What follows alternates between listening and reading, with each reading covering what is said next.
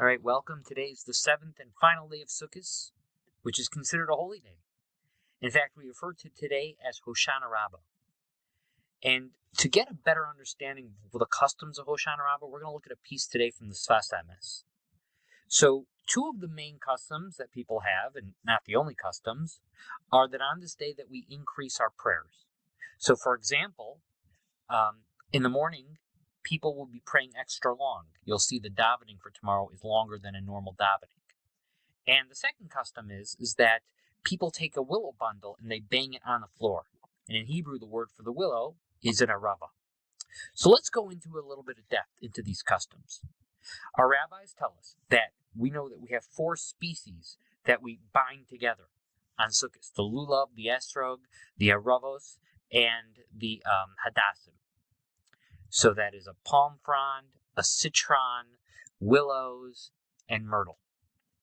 And these 4 species are compared to 4 different types of Jews.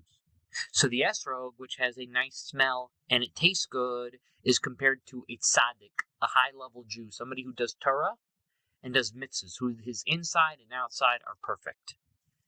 And then you have the lulav, which has like a flavor, which is comparable to having a good inside, so somebody who's good with Torah, but doesn't emit anything on the outside when you smell it. And then you have the hadassim, which are the myrtles, which do emit a good smell, which is comparable to mitzvahs, which are stuff that are external, but it doesn't have a flavor, so it doesn't have Torah, which is like considered internal. And then finally, we're left with the lowly Rabbah, the willows, which has no taste and no smell, which seemingly means that it's bereft of any Torah and mitzvahs. Now, according to this explanation, it's very strange that for the holiest day of Sukkot, the main instrument between all 4 of those species is that of the Rabbah, which is the willow, and which we say is actually the lowest of all the 4, according to what I just said. Sfas Emes, to build on that, he says the 4 species also correspond to 4 different body parts. The esrog, the citron, corresponds to the heart, and it kind of looks like a little bit like a heart. The lulav corresponds to like a person's spine, which is very understandable. The hadassim, they, if you like look at the leaves, for example, they correspond to like somebody's eyes. And then finally, the Rabbah, they correspond to the lips or the mouth. The what did we say? The willow. Okay, now we're starting to kind of get somewhere. Let's add one more correspondence. It's not talking about the Daled Minim, but we know that we have 7 days of Sukkot, and each one of those days corresponds to a holy person in Jewish history. For example, the first day corresponds to Avraham Avinu. Now, the day of Hoshanah Rabbah, which is the 7th day, corresponds to David HaMelech. And David HaMelech, he is the king of what? He's the king of Tefillah. He wrote like prayers. He wrote like psalms. And he even said that I am Tefillah. He described himself as prayer.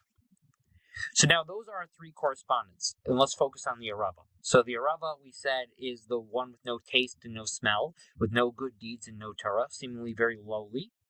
The Rabbah is the one that looks like the lips and the mouth. And the 7th day Hoshanah Rabbah corresponds to David HaMelech, who represents Tefillah. So really, it's all starting actually to fill out very nicely, right? So in case you haven't gotten the message, and you want me to spell it out explicitly for you, Hoshanah Rabbah is the day that even if you are like an Rabbah, you're a person without any Torah and without any mitzvahs, so you don't have skusim, merits to come before HaKadosh Baruch Hu.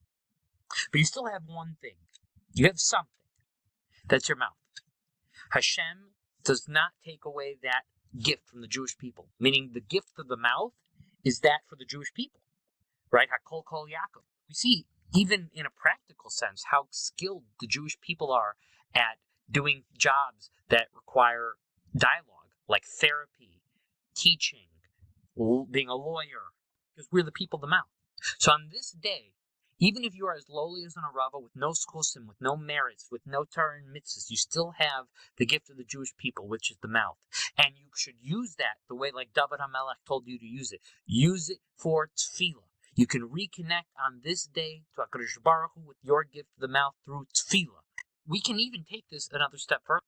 The root word of the word Rabbah is arev, which means like sweet in Hebrew.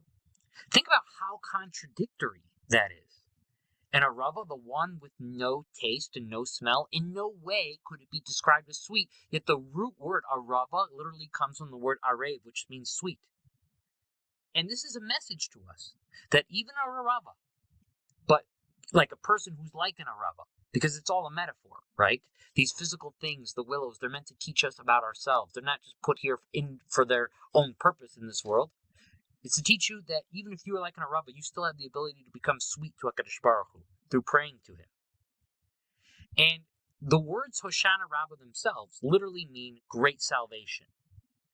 And all of what we said up to this point explains why the holiday is called that.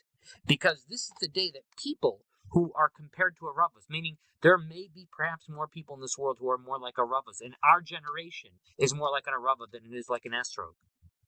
And so therefore, either A, you could say that we need more of Hashem's salvation, or B, there's more people applicable for this salvation, which makes this a day of great salvation in and of itself.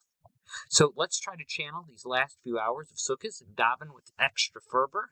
And when we look at the Rabbah, we are reminded about what our job is on this last day of Sukkot is to be like the mouth and lips and daven to HaKadosh Baruch Hu.